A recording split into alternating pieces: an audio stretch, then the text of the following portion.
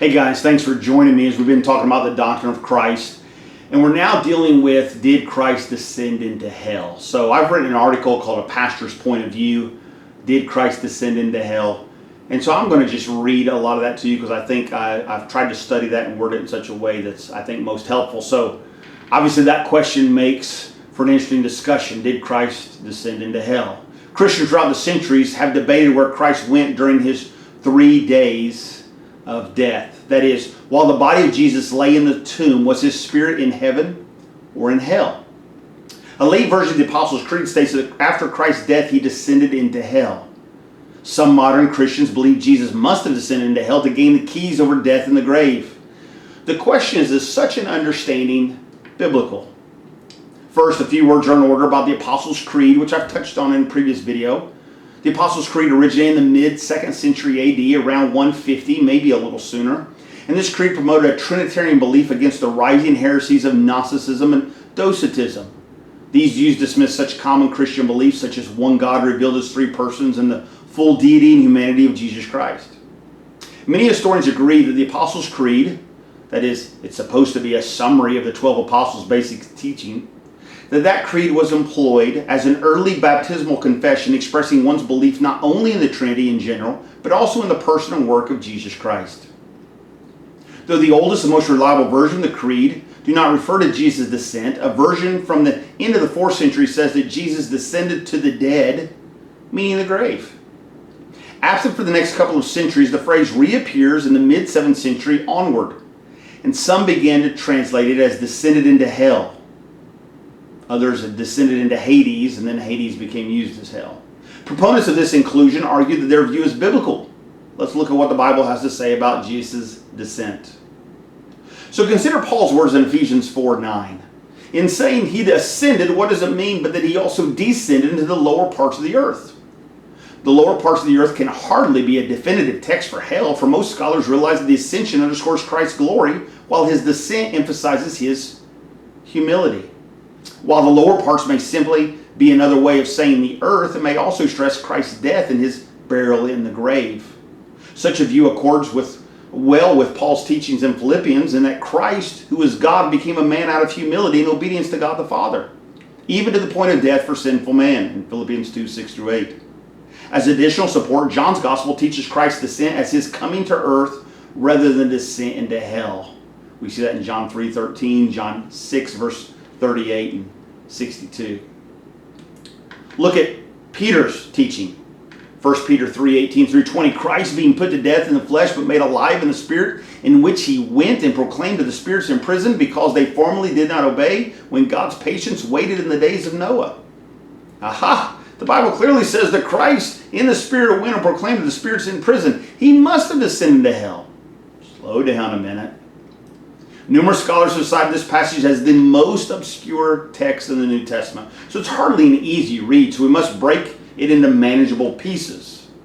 Several scholars throughout Christendom have understood the proclamation of the spirits in prison to refer to the Spirit of Christ preaching through Noah, when the fallen angels intermingled with women to produce an ungodly race in need of judgment, like Genesis 6:1-8 teaches. Space does not permit me to cover the Genesis 6 issue here, but I mentioned to inform you of a popular interpretation of 1 Peter 3.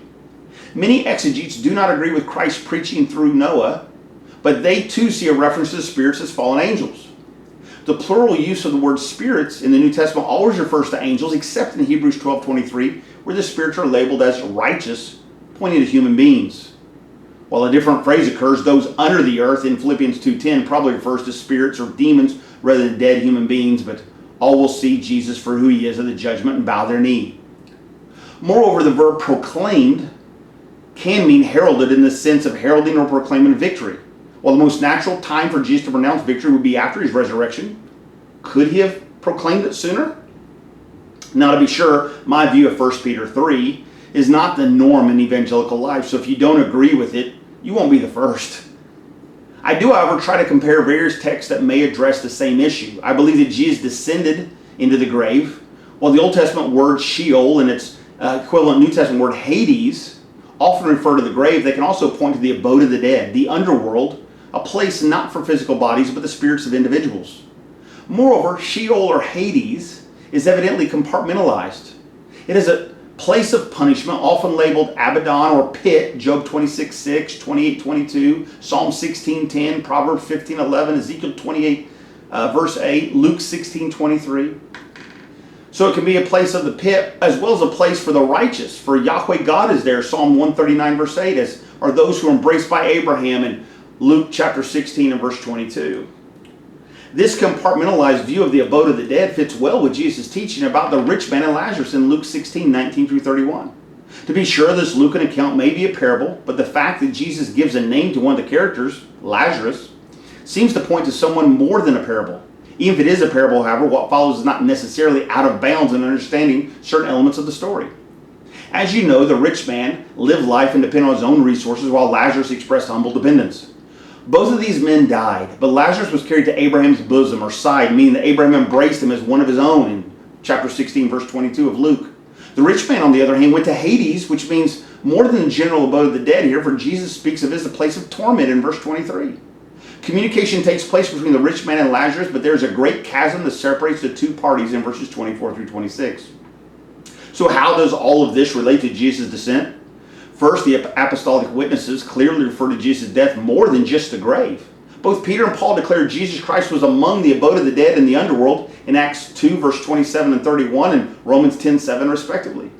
The terminology of Hades and the abyss in these texts point beyond the grave to the larger realm of the dead. Second, we know that Jesus went to paradise at his death, for he promised a repentant thief on the cross, "Truly I say to you, today you will be with me in paradise," Luke 23, verse 43. Paradise refers to the temporary place of the righteous between their death and the resurrection. While today, the word today may be more theological, meaning the day or time of Jesus' death, resurrection, and ascension, maybe more of that than chronological, it's not certain that Jesus has a different meaning in mind. Finally, Jesus did not only descend into hell, not only did he not descend into hell, but he also had no reason to do so, for he had already completed the work of salvation on the cross with his dying breath. It is finished in John 19, verse 30. He didn't need to obtain the keys of death and the grave by going into hell. And so I give a little diagram, kind of a circle, if I can describe this in just a second, what I believe the Bible teaches. It shows the entire realm of the dead as Sheol or Hades. One side consists of Abraham's bosom, or paradise, where the righteous dwell before the resurrection, and the other side contains the unrighteous in a place of torment known as hell.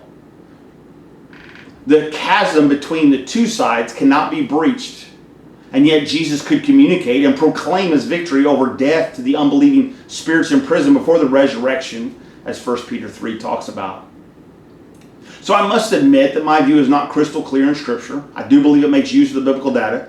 And most importantly, this view stresses at the fact that Christ descended into Hades, Acts 2:27, without descending into hell. So Good Friday is good because God completed the work of atonement through Christ's death on that day. May we come to the Father through Jesus, the Son, and give him the glory. Great things he has done.